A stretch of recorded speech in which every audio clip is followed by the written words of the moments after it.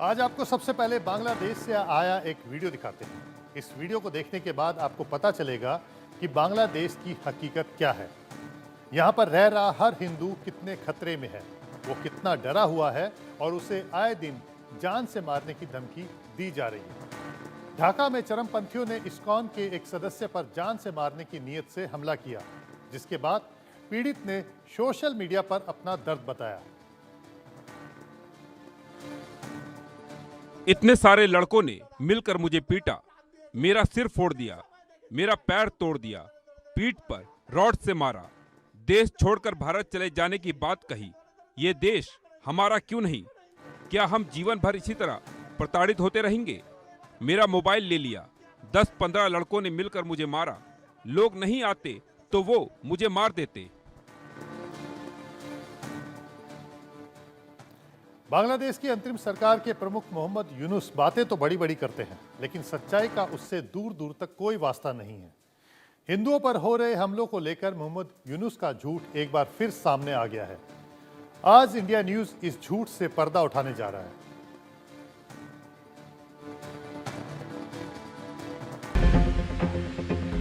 তোমরা ছেলেপেলে আমাকে মারলো মারলো মাথা ফাটাইলো হাত পা ভেঙে দিল এই পিছনে লাড়ার দিয়ে পাইলাইলো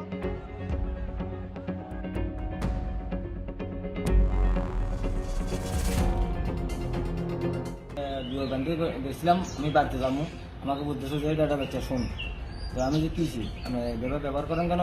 নদীর মানুষ আমি ভদ্রতা একটু ভালো করে ব্যবহার করেন। बांग्लादेश कितना ही सच छिपा ले, झूठ बोल ले, इन तस्वीरों से मुंह फेर ले, लेकिन सच्चाई छिप नहीं सकती।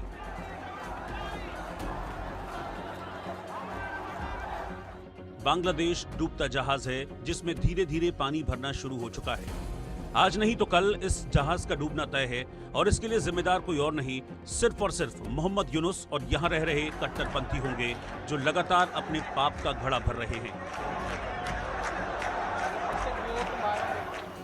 बांग्लादेश की पूर्व प्रधानमंत्री शेख हसीना मोहम्मद यूनुस के खिलाफ जो बोलती आई हैं, उन पर जो आरोप लगाती आई हैं, वो सब सच साबित होता दिख रहा है।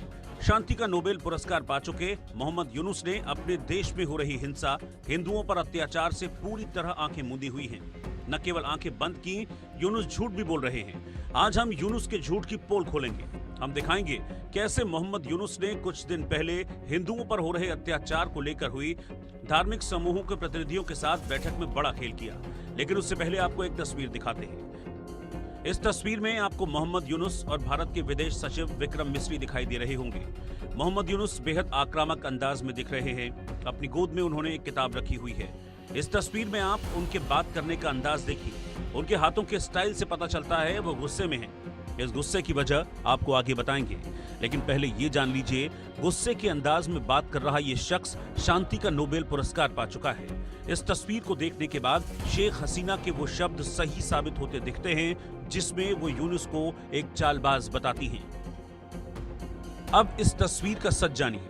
मोहम्मद यूनुस भले ही इस तस्वीर में खुद को काफी मजबूत दिखाने की कोशिश कर रहे हैं, लेकिन वो अंदर से बहुत ज्यादा डरे हुए हैं और इस डर की वजह है शेख हसीना, जिन्होंने यूनुस की नींद उड़ा रखी है। शेख हसीना एक बार फिर से एक्शन में हैं। वो अवामी लीग को एकजुट करने में लगी हैं। अपनी वर्चुअल रैलियों से यूनुस सरकार पर हमले कर रही है और इसी ने मोहम्मद यूनुस की नींद उड़ा रखी है। अपने इस डर को यूनुस ने भारत के सामने भी रखा है। उनका कहना है, हमारे लोग चिंतित हैं क्योंकि वो वहां से कई बयान दे रही हैं कि दोनों देशों के बीच तनाव पैदा करता है। मोहम्मद यूनुस का ये बयान ये बताने के लिए काफी है कि वो अंदर से शेख हसीना से कितने घबराए हुए हैं। उन्हें इस बात का डर सता रहा है कि अगर बांग्लादेश में हसीना की वापसी हो गई तो उनका क्या होगा।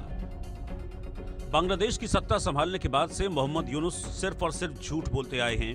वो हिंदुओं के खिलाफ हो रहे अत्याचार से इनकार कर चुके हैं, जबकि दुनिया के कई बड़े देश इसे लेकर चिंता जाहिर कर चुके हैं। लेकिन यूनुस ने अपनी आंखों पर जैसे पट्टी बांध ली है।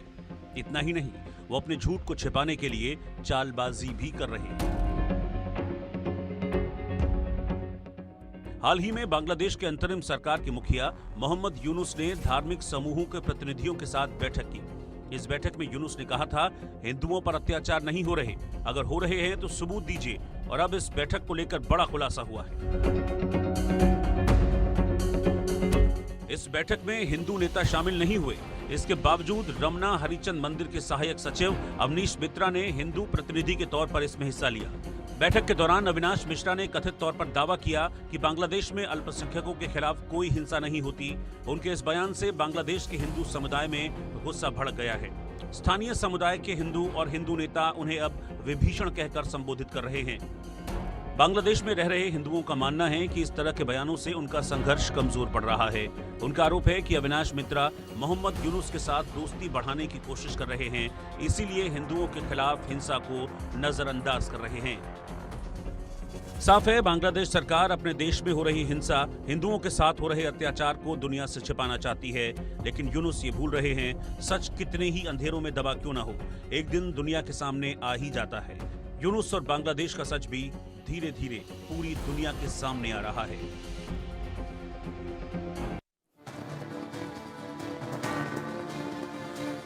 इस बीच बांग्लादेश की एक नई साजिश का खुलासा हुआ है।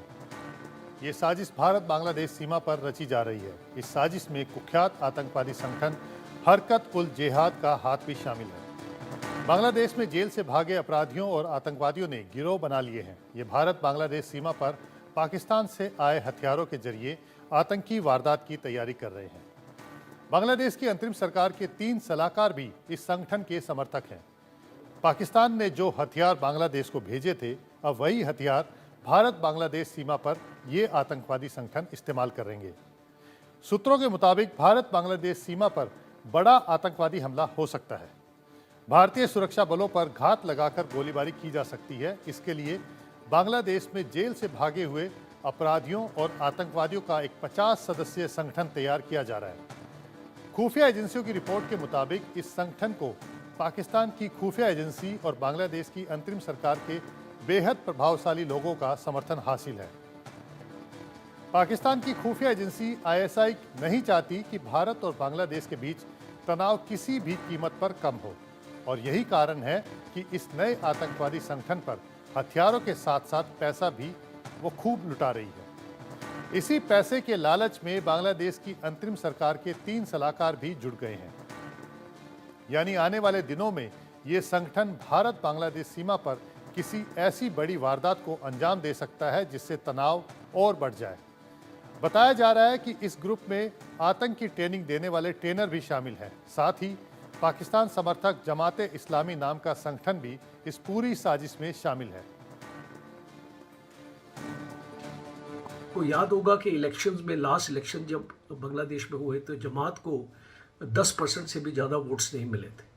तो ऐसी सिचुएशन में जहाँ पे जमात इस्लामी का जो इन्फ्लुएंस, और ये एक पाकिस्तान ऑर्केस्ट्रेटेड षड्यंत्र है, क्योंकि जमात के जो मास्टर्स हैं वो पाकिस्तान में हैं और वहाँ से ही ये पूरी उनको डायरेक्शंस मिलती हैं। और बांग्लादेश की जो भी पॉलिसी मैं देख रहा हूँ वो भी प्रो पाकिस्तान की तरफ जा रही है। अब पाकिस्तान के लोगों की वेरिफिकेशन भी नहीं होगी अगर वो बांग्लादेश आएंगे। पाकिस्तान से एक जहाज़ भी आ चुका है यहाँ पे हथियार लेके। इस बीच भारत के अलग अलग हिस्सों में बांग्लादेश में हिंदुओं के खिलाफ जारी हिंसा को लेकर प्रदर्शन किए गए। देश भर से प्रदर्शन की ये तस्वीरें सामने आ रही हैं। दिल्ली, लखनऊ, जयपुर, कोलकाता, हर जगह ये प्रदर्शन हो रहे हैं।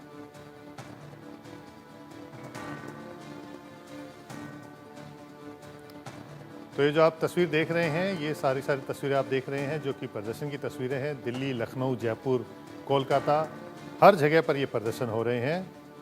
जिस तरह से बांग्लादेश में हिंदुओं के ऊपर अत्याचार हो रहा है, उसी को लेकर के ये प्रदर्शन किए जा रहे हैं। तो ये आप तस्वीरें देख रहे हैं, आप दिल्ली, लखनऊ, जयपुर, कोलकाता। तो ये आप जो तस्वीरें देख रहे हैं, ये 4 अलग अलग शहरों की ये तस्वीरें हम आपको दिखा रहे हैं स्क्रीन के ऊपर, जो कि 4 आपको अलग अलग विंडो में आपको दिख रही होंगी।